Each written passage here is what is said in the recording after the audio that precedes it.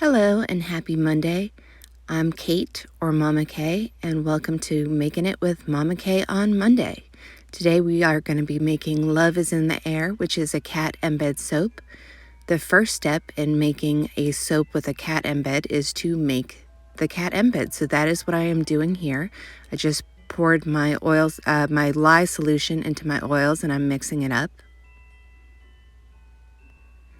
Now my cat embed mold only takes a certain amount of soap batter ounces, so I just poured that off and I'm making these white cats.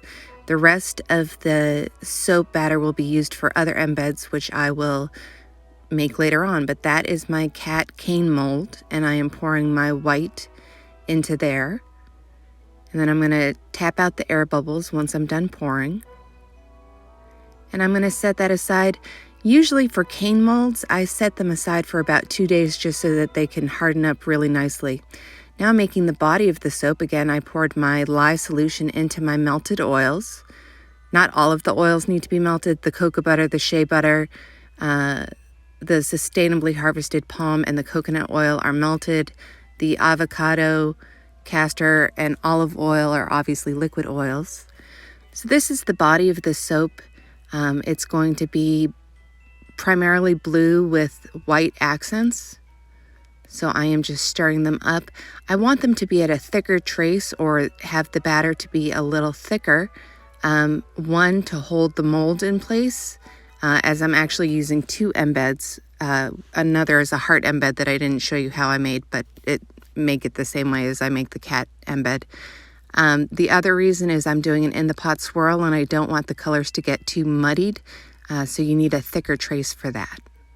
So this is the in the pot swirl, and it's basically a pretty basic concept. You take 2 colors and you swirl them together. I pour a little soap at the bottom of my mold so that my embed sticks and there aren't air bubbles, and then I have to hold it in place so it doesn't sort of float away. This is my second embed. It is a heart. And then I'm going to pour and cover, and then it gets a little bit messy because I can never tell exactly how much batter to make, so I obviously overmade. I pour off into little bee molds, which I use as sample soaps, and then I clean off the mold as best I can.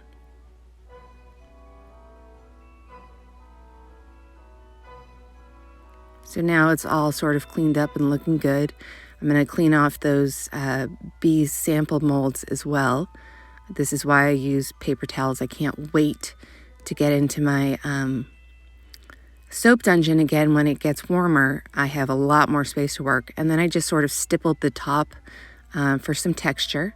And then I'm going to spray it with rubbing alcohol and put it to bed. This is soap cutting, which is my favorite part. And the reason for that is I have to wait about 24 hours to see if the concept in my head actually turned out the way I wanted to. So for me, soap cutting is super exciting to see if it actually worked. And as you can see, it did. So I was really happy with how this turned out. This is Regina George. She is my soap planer. She will cut you if you're not really careful. So again, with all of my soap, I plane it, which is just razoring off the very top layer so that it is smooth, smooth, smooth in your hand. And then I use a potato peeler.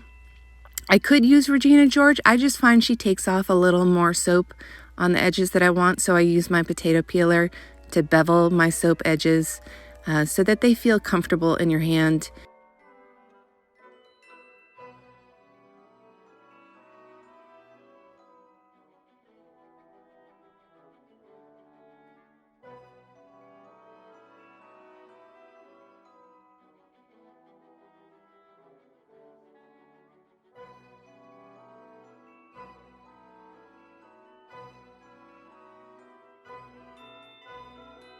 Love is in the Air cat soap will be available on my website in February. I hope you enjoyed this video. If you did, please like and subscribe, and have a great day. Thanks.